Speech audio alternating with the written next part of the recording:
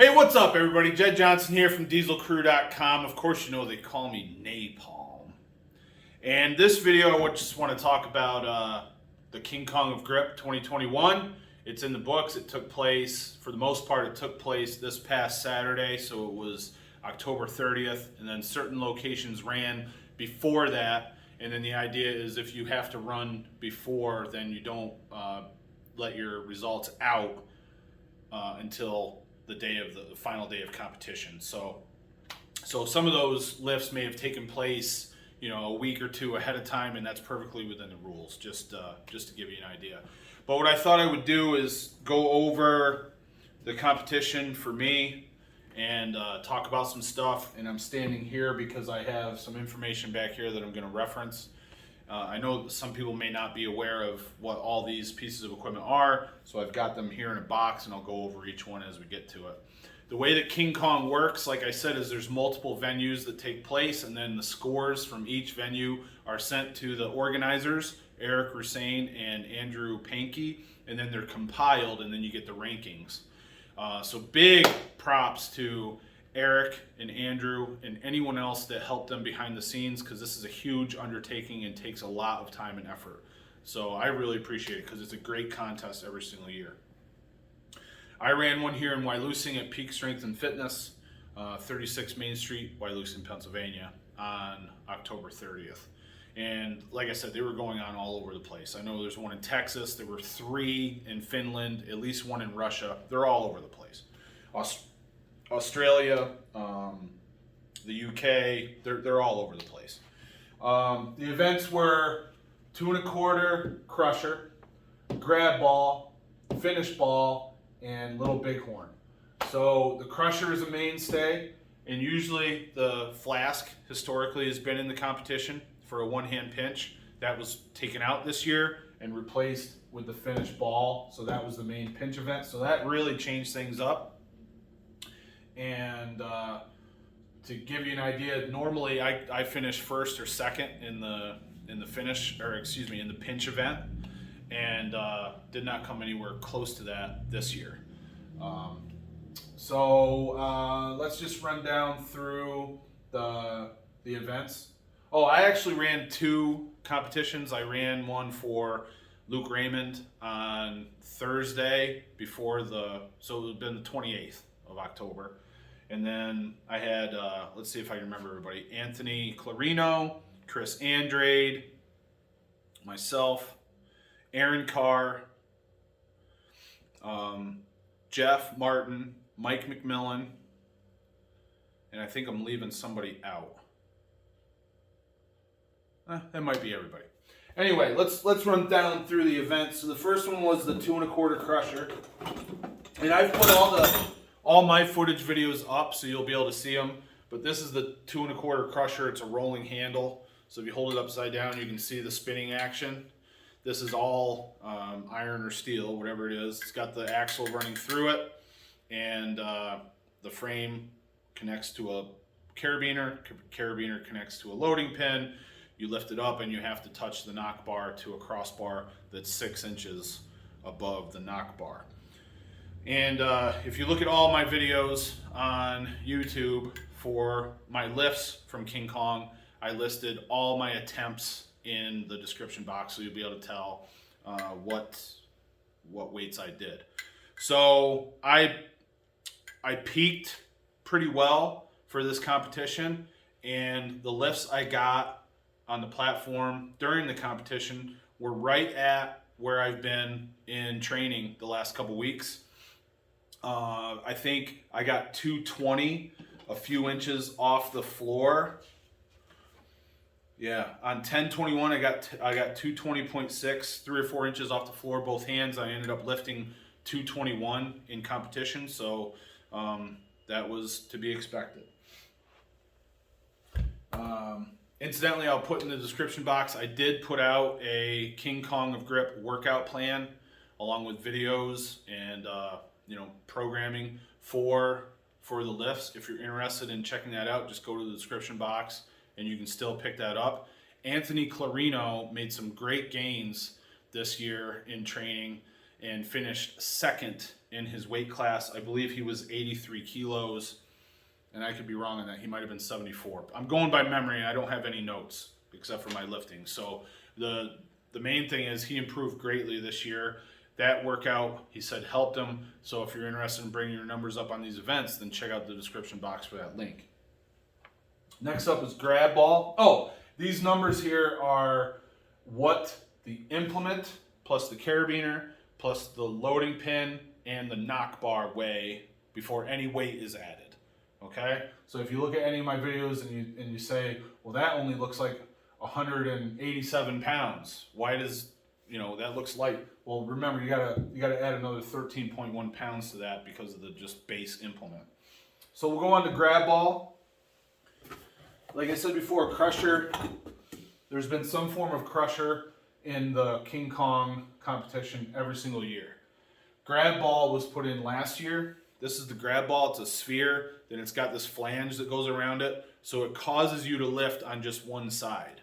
So the carabiner goes through here. The carabiner attaches to a loading pin. Knock bar has to hit the crossbar 6 inches for a 6-inch lift.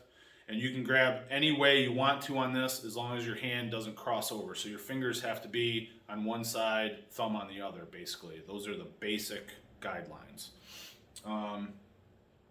Let's see, I think I got I got 200 and a few ounces.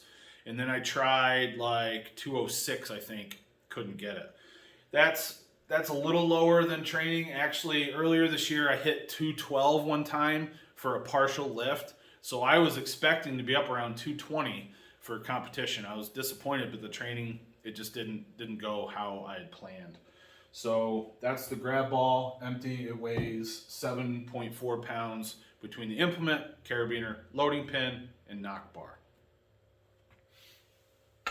Third event was the finish ball. This was brand new this year, and like I said, it was put in there in the space, in the pinch space instead of the flask.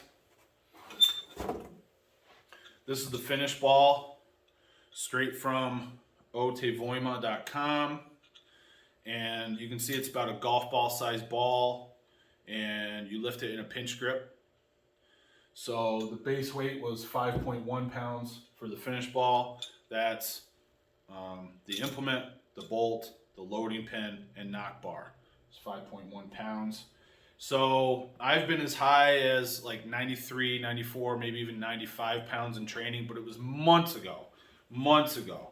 I could look real quick, see what I could spy, but for whatever reason, my grab ball and my finish ball went way down here the last few weeks, really the last few months, and I mean,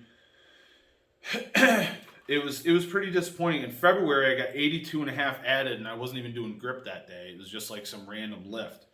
So I think my number in the competition was like 85, 88. I'm not sure. Like I said, I don't have it here, but I would have definitely liked to have been up around 95. That would have helped me out greatly in the competition. I came in second overall, and if a couple of these lifts are a little bit higher, then it could have made the difference in winning the whole competition. Competition was really, really close this year. A lot of the places were separated by like less than a pound, definitely less than a kilo a lot of times, and your placing awards you a full point. It's not like normal grip contests where your performance is based on a percentage of the best lift done that day. It's done by your placing, strongman point style. So that makes things a little bit different. But I look back, there wasn't much else I could do. I mean, I trained everything hard for like 7 months. So it is what it is. The event that I'm most happy about was the Little Bighorn. Empty, the Little Bighorn weighs 13.5 pounds, so that includes the Bighorn itself, the carabiner, the loading pin, and the knock bar. Historically, I have been stuck at between 215 and 220 pounds in competition for years. This year, I made a slight technical adjustment, which I'm going to share with everybody at thegripauthority.com soon enough. and it made a huge difference. I knew there was something off about my technique for years because I'd have a really good day where I could have great command over the device, get up into like low 230s, and then at competition just something wasn't clicking and I was stuck. I think my competition PR is like 217 pounds. So, and then 220 would always evade me. So I made one technical change and I was able to get 240 pounds in training and then 241 at the contest. And that was the second best overall lift in the competition. So that made a huge difference for me. If I only would have pulled 215, 217, it would have been a completely different story, I'm sure. Although I haven't analyzed the results to that degree to know where I would be. So a few things go different, and it's my second King Kong victory. However, it is what it is, man. Whatever happens is what happens, and those were the scores that I got. So if you want more information on the scores, they're up on Eric Rasane's Facebook. They're up on a lot of Grip Guys' Facebooks. You can also go to the Grip Contest section of gripboard.com, and you can see the results there as well. There was also, of course, a Queen Kong of Grip, and congratulations to Patricia Luxner for winning that. I believe it was her first Queen Kong of Grip victory, so that was great to see. And you'll also be able to look at the breakdowns for the weight classes as well as the Masters categories. Get out of here. So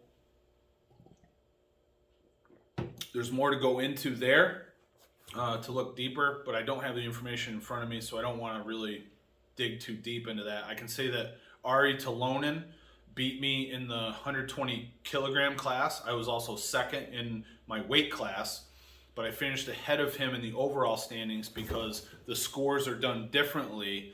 The overall, you're comparing your score against everyone. The weight class scores, you're only comparing scores within the weight class. So because of that, you can actually finish ahead of someone who beat you in your weight class in the overall. So in other words, you can beat someone in the overall who beats you in your own weight class, just due to the way that the scoring is done. I competed at 246, which is probably the lightest that I've competed at in a grip contest since 2018 or 2019. I did a very long, several year bulk.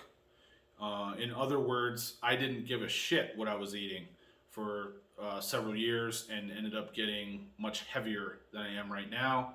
But I have cut since July 1st. I've lost close to 20 pounds. It's like 19 pounds that I've lost through, better food choices, cleaner eating, and through most of the summer, I walked almost every single day. So I have put in a lot of effort to trim down over a very, very long period, very slowly, so they don't get some kind of a rebound or anything like that, and I keep the weight off. Just trying to do it wisely.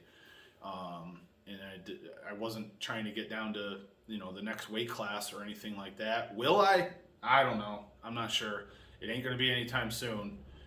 It's going to have to come off real slow because, like I said, I like the idea of being in really good shape and ripped up and stuff like that, but I don't want to do it in a manner that's going to sacrifice a bunch of strength by cutting and continually sucking weight.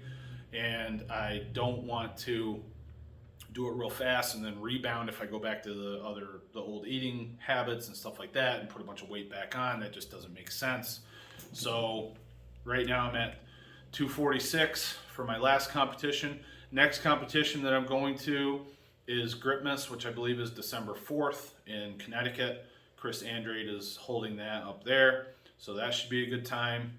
And if you have any other questions, I'm kind of drawing a blank on anything else to talk about, but congratulations to everyone else in the competition, to Tanner Merkel for his third win in a row. Congratulations to anyone who ran a contest and still competed. It's very demanding. Big thanks to everyone involved behind the scenes in the organization of it. Anyone that helped load weights, anyone that helped judge. I know I had several people that helped me with that here in Wyalusing. and I'm sure at each location there was multiple people as well. That takes a lot of burden off of the organizer when they have help. So if you stepped up to help, you're the man, you're the woman. So thank you very much. There's also scorekeepers, there's judges, there's all kinds of things that go into running a successful competition. And I know that there's probably lots of unnamed people that that put forth those efforts in these individual venues. So my hat's off to you. But that's about it. Like I said, if you have any questions, any further questions, or if you didn't understand something I said, feel free to leave a comment below with your question. I'll try to answer it. Be sure to subscribe. Be sure to give the video one of these, and share it with your friends if you like. Oh, incidentally, I can't post on Facebook right now because I made a joking post to Luke, and Facebook took it seriously, so I'm now restricted from posting. So I'm not sure if anything's going to show up on my Facebook. If we're friends, it's probably not going to be there. So you want to look up Eric Rusain, Andrew Pankey, and guys like that, Tanner Merkel, and you'll probably see the results on their page. All the best in your training, everybody. Thanks for watching. Take care.